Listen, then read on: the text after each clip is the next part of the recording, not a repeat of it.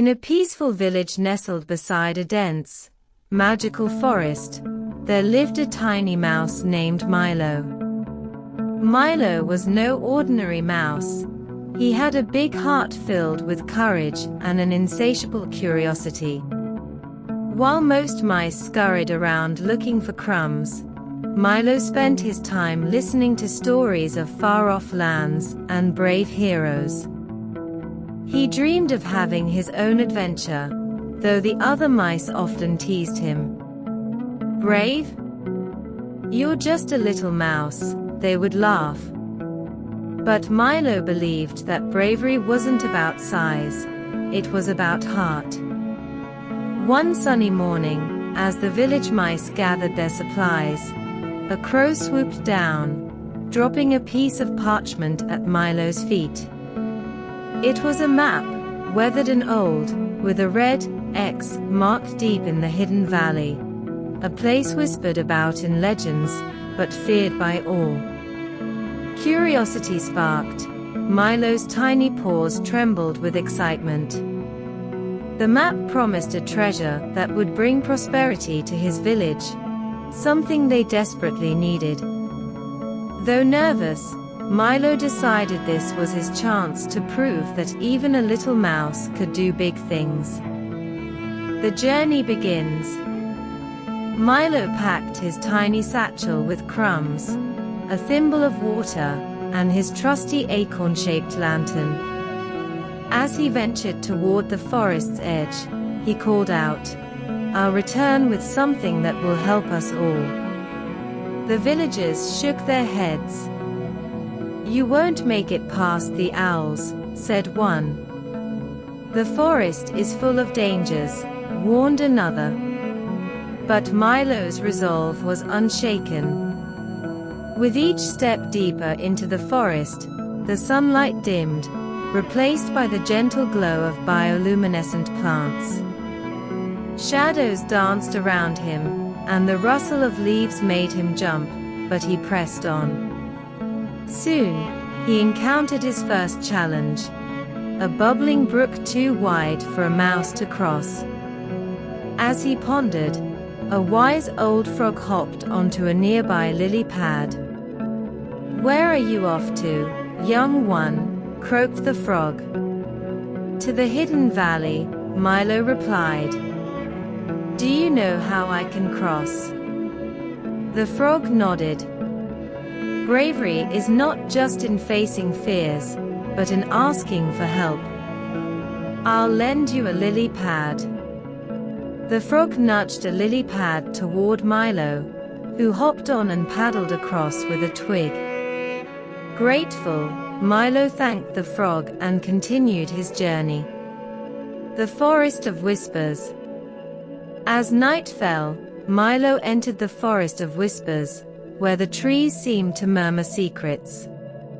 He heard stories of a fierce hawk that patrolled the skies. Heart pounding, Milo pressed on, his small lantern casting a warm glow.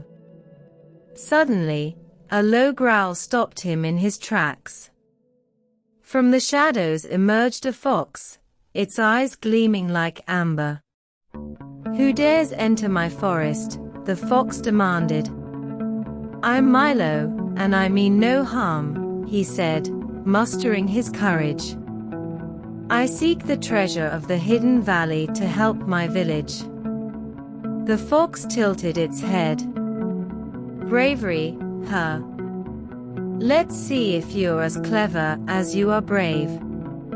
Solve my riddle, and I'll let you pass. Fail, and I'll have you for dinner." Milo gulped but nodded. The fox recited, "I am not alive, but I grow. I don't have lungs, but I need air. What am I?" Milo thought hard, his whiskers twitching. Suddenly, he smiled. "Fire," he exclaimed. The fox grinned.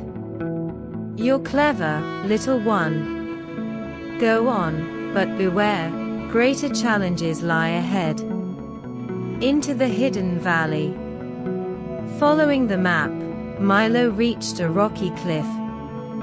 Above him loomed the hidden valley, shrouded in mist.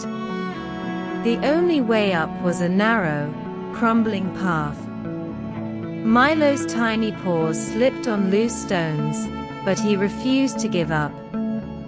Halfway up, a strong wind nearly blew him off the ledge. Clinging to a vine, Milo took a deep breath. "I can do this," he whispered. Inch by inch, he climbed, until at last he reached the top. The hidden valley was breathtaking. Lush greenery sparkled with dew, and in the center stood a towering tree with golden leaves.